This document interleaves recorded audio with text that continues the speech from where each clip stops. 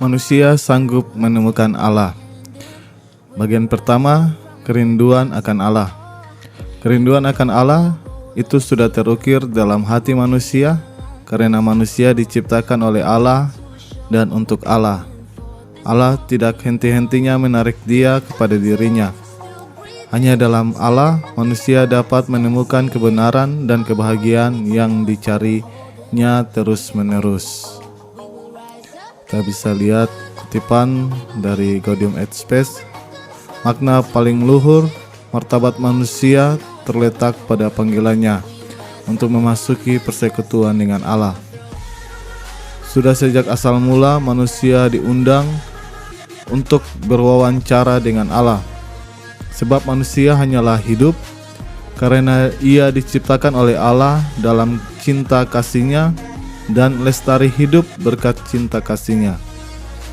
Dan manusia tidak dapat sepenuhnya hidup menurut kebenaran bila ia tidak dengan sukarela mengakui cinta kasih itu serta menyerahkan diri kepada penciptanya. Bandingkan Gaudium et Spes artikel 19 ayat 1. Sejak dahulu kala manusia menyatakan melalui pandangan iman dan pola tingkah laku religius seperti berdoa, kurban, upacara, dan meditasi.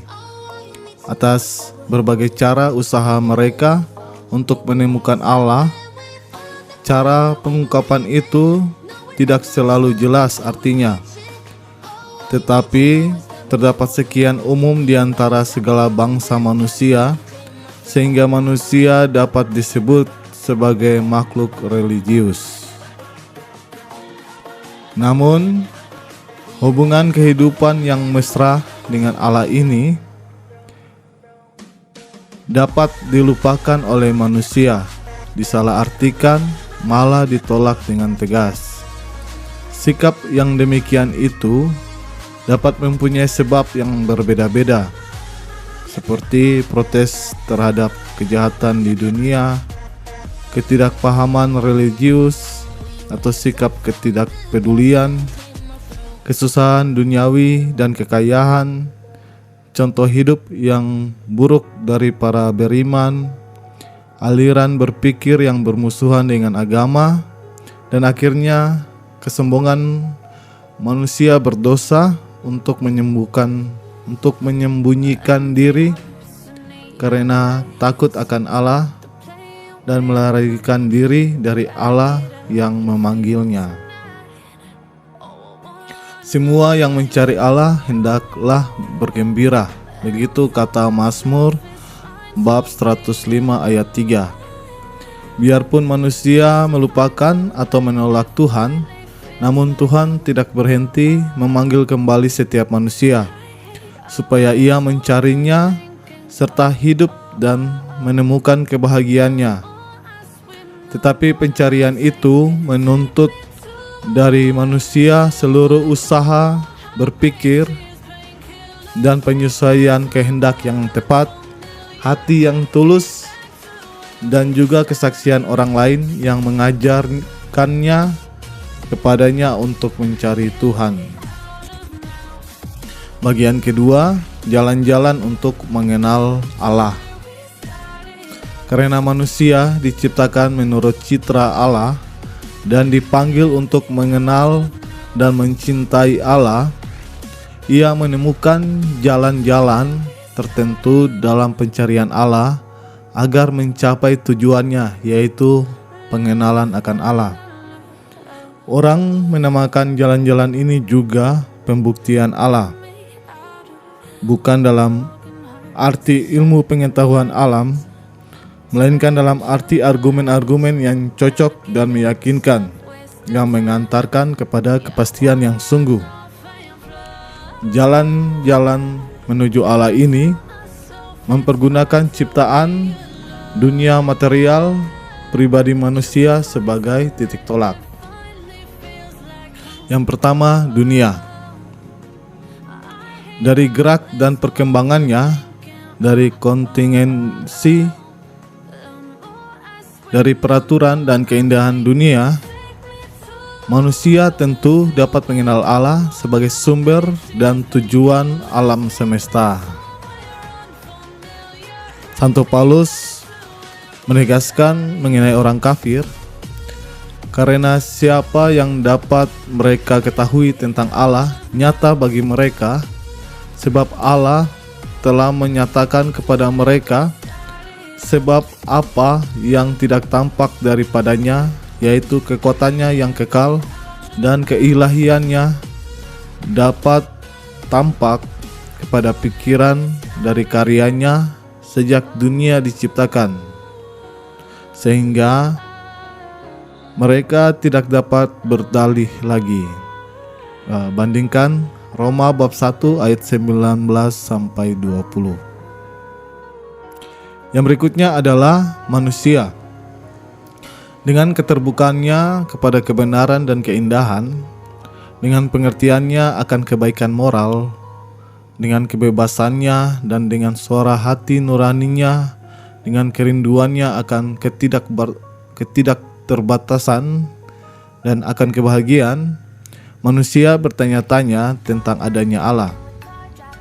Dalam semuanya itu, ia menemukan tanda-tanda adanya jiwa rohani daripadanya. Karena benih keabadian yang ia bawa dalam dirinya tidak dapat dijelaskan hanya dengan asal dalam materi saja. Maka jiwa hanya mempunyai Tuhan sebagai sumber. Dunia dan manusia, yaitu jalan-jalan tadi menuju Allah, memberi kesaksian bahwa mereka tidak memiliki sebab yang pertama serta tujuan yang terakhir dalam dirinya. Akan tetapi mereka hanya mengambil bagian dalam ada yang tanpa titik awal dan titik akhir. Jadi melalui jalan-jalan yang berbeda itu, manusia dapat sampai kepada pengertian bahwa ada satu realitas yang adalah sebab pertama dan tujuan akhir dari segala-galanya. Maka dan realitas ini dinamakan Allah oleh semua orang. Oleh karena itu, jadi Tuhan menjadi sebab pertama dan tujuan akhir dari segala hal yang ada di dunia ini, termasuk juga dunia dan manusia. Kemampuan manusia menyanggupkannya untuk mengenal adanya Allah yang berkepribadian. Tetapi supaya manusia dapat masuk ke dalam hubungan yang akrab dengan Allah, maka Allah hendak menyatakan diri kepada manusia dan memberikan rahmat kepadanya, supaya dengan kepercayaan dapat menerima wahyu ini. Namun bukti-bukti mengenai adanya Allah dapat mengantar menuju kepercayaan dan dapat membantu supaya mendapat pengertian bahwa kepercayaan tidak bertentangan dengan akal budi manusia. Atau dengan kata lain, iman itu tidak bertentangan dengan intelektual atau akal budi manusia. Itulah yang dikonsepkan oleh Santo Thomas Aquinas. Kemudian kita masuk dalam bagian yang ketiga, pengetahuan tentang Allah menurut ajaran gereja. Yang pertama, dari Konsili Vatikan I, Bunda Gereja Kudus memegang teguh dan mengajarkan bahwa Allah, sumber dan tujuan segala makhluk, dapat diketahui dari segala makhluk ciptaan melalui sinar kodrati akal budi manusia.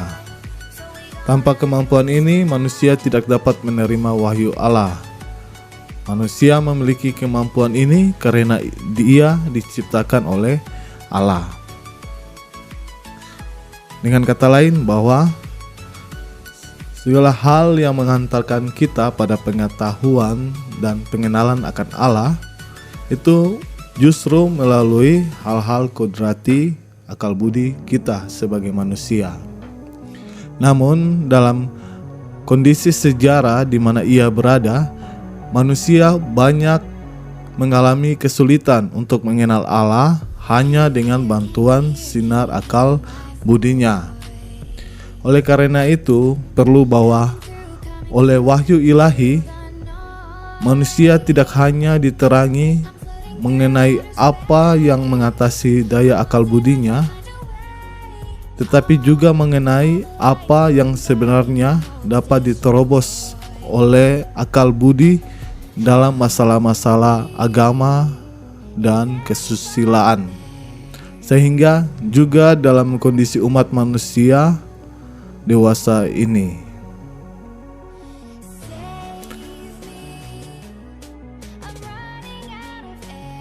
Kita bisa melihat kutipan ensiklik Humani Generis dari Paus Pius ke-12. Walaupun akal budi manusia untuk berbicara secara sederhana saja melalui kekuatan kodrati dan sinar-sinar yang benar-benar dapat sampai kepada pengertian yang benar dan pasti mengenai satu Allah yang berkepribadian, yang melindungi dan membimbing dunia ini dengan penyelenggaraannya. Namun terdapat pula halangan yang tidak sedikit bahwa akal budi itu akan mempergunakan secara berdaya guna dan berhasil kemampuan yang merupakan bakat pembawaan sejak lahir, akal budi. Karena kebenaran yang menyangkut Allah serta hubungan antara Allah dan manusia sungguh melampaui tata dunia yang kelihatan. Kalau diterapkan pada cara hidup manusia untuk membentuknya, maka kebenaran-kebenaran itu akan menuntut pengorbanan diri dan penyangkalan diri. Akan tetapi akal budi manusia mengalami kesulitan dalam usahanya mencari kebenaran-kebenaran yang demikian itu, bukan hanya karena dorongan panca indera dan imajinasi, melainkan juga karena nafsu yang salah yang merupakan akibat dari dosa asal. Maka terjadilah bahwa manusia dalam hal-hal yang demikian itu, Buddha meyakinkan diri sendiri bahwa apa yang tidak mereka inginkan sebagai benar adalah palsu atau yang kurang pasti. Kemudian bagian keempat, bagaimana kita berbicara tentang Allah. Gereja berkeyakinan bahwa akal budi manusia dapat mengenal Allah. Dengan itu ia memperlihatkan kepercayaan teguh bahwa mungkin sekali ia berbicara tentang Allah kepada semua manusia dan dengan semua manusia. Keyakinan itu mendasari dialognya dengan agama-agama lain, dengan filsafat, dengan ilmu pengetahuan, tetapi juga dengan kaum yang tidak beriman atau yang tidak mempercayai bahwa adanya Allah, atau kaum ateis.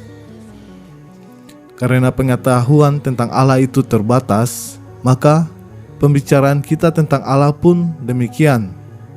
Kita hanya dapat berbicara tentang Allah dari sudut pandang ciptaan dan sesuai dengan cara mengerti dan cara berpikir manusiawi kita yang harus kita akui bahwa terbatas pula.